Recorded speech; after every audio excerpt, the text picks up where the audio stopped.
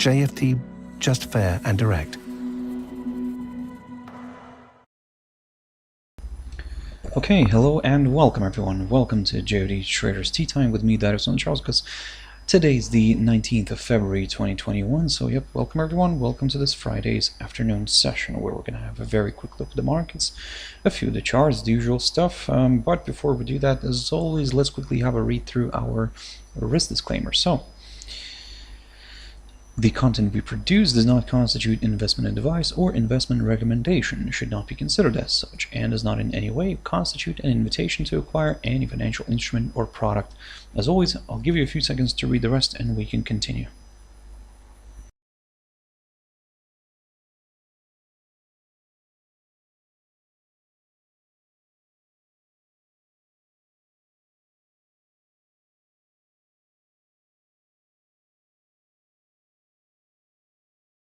Okay, so now then, also just before we jump into the charts, quick mentioning of our JFD YouTube channel, to which you can always subscribe to in order not to miss any of our upcoming videos. And of course, our JFD Bank website and specifically our JFD research page, which we also update on a daily basis. So yep, feel free to visit us here on jfdbank.com and click on the research tab right there on the top.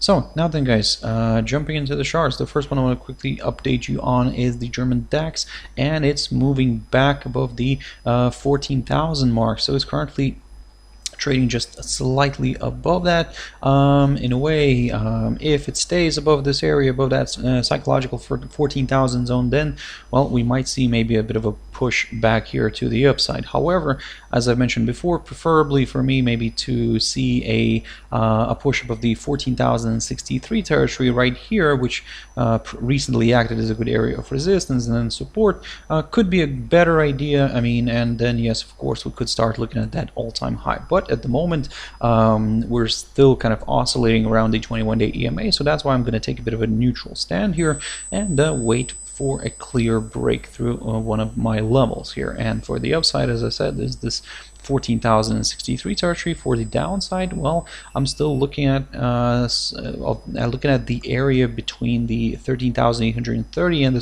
13,866, and then we would take it from there. Now jumping into NASDAQ 100, and here, for example, yesterday we saw the index trying to recover some of its losses.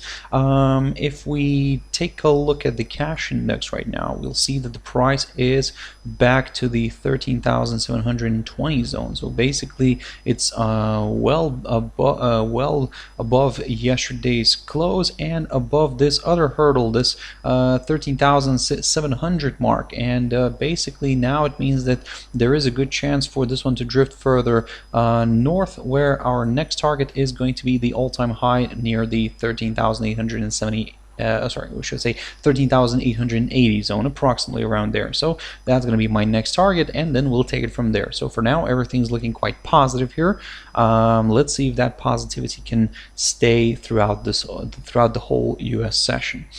Now jumping into dollar index, they drifted back down, and well, we're back to this 90.25 territory, the one that I talked about. And this is the reason why I was saying that, guys, wait for that pop above the 91.24 zone in order to get a little bit more excited with the upside. But as you can see, it didn't really reach that area, and instead it reversed back down, but it's currently resting near this 90.25 zone. So if we get a drop below this, and I should say if we get the daily candle staying below this area, then yes, lower levels could be met. But at the moment, well, I mean, we have to just probably play it safe and wait, because what I don't want to see here is right now, let's say for example, this one reversing back to the upside here and continuing to oscillate around the 21-day EMA, shown here as the yellow line. So again, for now, let's be on the safe side.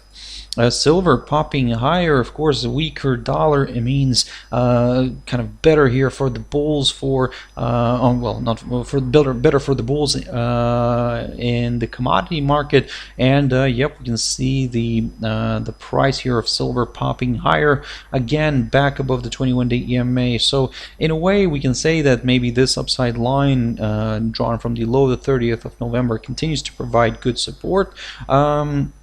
However, still, as I said before, I would prefer to wait for a push above this 27.92 territory in order to get a little bit more excited with higher levels. Well, I mean, again, I do understand that maybe we could be missing out on a bit of territory, but I'd rather play it safe, and then yes, higher levels could be met. But at the moment, it is where it is, and on the positive note is the fact that we are back above the 21-day EMA. So let's see if we can get back, or should I say, if we can clear this 27.92 territory. Brent oil, so pushed lower. I mean, however, although we had a drop today, a lower, you can see that the bulls pushed the commodity back up, or should I say maybe the weaker dollar kind of helped here for this commodity to drift back up. Nevertheless, it remains below this upside line drawn from the low of the 1st of February, so still there is a chance here for the sellers to step in. But again, yeah, for now, guys, be very careful, be very cautious, and yes, so if you want to go for some lower areas, well, probably wait for a drop below the 62.80 zone, roughly around here, and then yes, lower levels could be met. But again, would prefer to see the daily candle staying below this area in order to get a little bit more excited with further decline. So for now, one part of the idea of seeing let's say lower areas here, a larger correction to the downside, is kind of working out. But let's see if the other part of the idea, which, as I said, to wait for a daily candle to stay below the 62.80 zone, will work out as well. So let's see if that's going to happen. For now, long story short, basically for now, guys, I'm still kind of, like I said, looking at this one. I'm cautiously bearish, but depending on the dollar performance, of course, this might kind of reverse back to the upside as well. So let's be on the safe side. Litecoin. So here you can see that after we had a brief kind of visit above this, the highest point of last week here near the 230.82 zone, the crypto managed to travel higher and test the 239.14 level. Then it reversed back down. Today we're seeing a nice push higher again. However, the high of last week is providing a good resistance. Now, if we would take a look at the weekly candle here, we'll see that we're having a nice false breakout above. Well, it's also actually that's the last week. So we're having a false breakout above this last week's high. So the big question here is, can this stay like this? If it can, then maybe going into next week we'll see a bit of a corrective move lower. However, for now I'll be a little bit more on the careful side, on the safe side, and I'll keep on watching this one, and I'll pick up on this on Monday, because it will be very interesting to see how and where this will end up moving during the weekend, because as we know, the cryptos are traded during the weekend as well. So yep, be cautious, be wary of that if you're holding positions overnight, guys. I mean, and over the weekend. So yeah, for now that's the game plan. Kind of keep your eyes on this 230.82 zone, and of course keep your eyes on the trading activity during the weekend. ADJPY. So quick update, and this morning I talked about this pair, and yep, we've managed to pop above that area, above this 82.41 zone. We've created a new high for this week, a new high for February. Well, I mean, so far, let's see where this is going to stop today. But if by any chance the pair drifts back below this hurdle, below this 82.41 zone, now that's where it could become very interesting for the sellers going into next week. But for now, nothing is really kind of pointing to the downside. For now, the big question here is how far can we travel here? To be honest, my next little target here, and let me just put this one on the chart, my next little target is going to be around here. and that's roughly around the 83.05 level. We're not far from that territory. That's the highest point of November of 2018, guys. So yep, let's see if that area, and let me just actually double check this very quickly. Is that the highest point of November or not? No, sorry, that's the high of 8th of November of 2018. So yep, there we go. So that's my next little target. Let's see how it's going to perform around here and around this 83.05, and then I'll take it from there. I'll pick up on this one next week, and then we'll see what to do with this one after. USD CAD, so pushing nicely so to the downside, and yep, it tested this 1.2630 territory, so that's kind of the idea worked out. If you remember, in the beginning of this week I said that we might see a push higher. We did that, and if this area provides good resistance, another slide could be possible, which happened. Okay, but my target was the 1.2630 territory here. Now the big question here is, will we get a false breakout, the same one as we had here previously, or will we actually see the daily candle staying below this area, below this hurdle?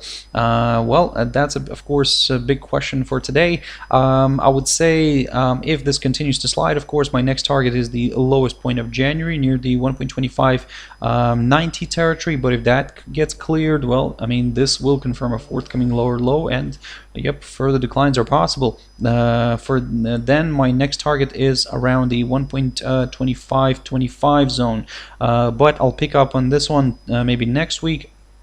Well, not maybe, but definitely next week, and we'll see what we can do here. But for now, I'm really curious where this is going to end up being today, because again, my target got reached, so that's perfect. Now, like I said, let's see if the where this daily candle is going to stay today.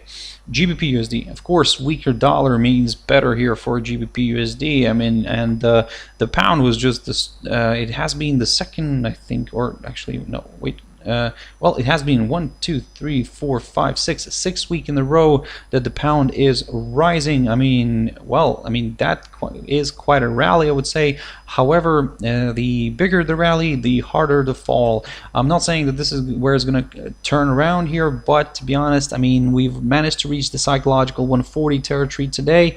We managed to overcome it, and now the big question here is, can this correct at some point lower? But at the moment, we have not seen that signal here, that reversal signal. So for now, everything's kind of leaning a little bit more towards the upside. So yeah, be very careful with that, guys.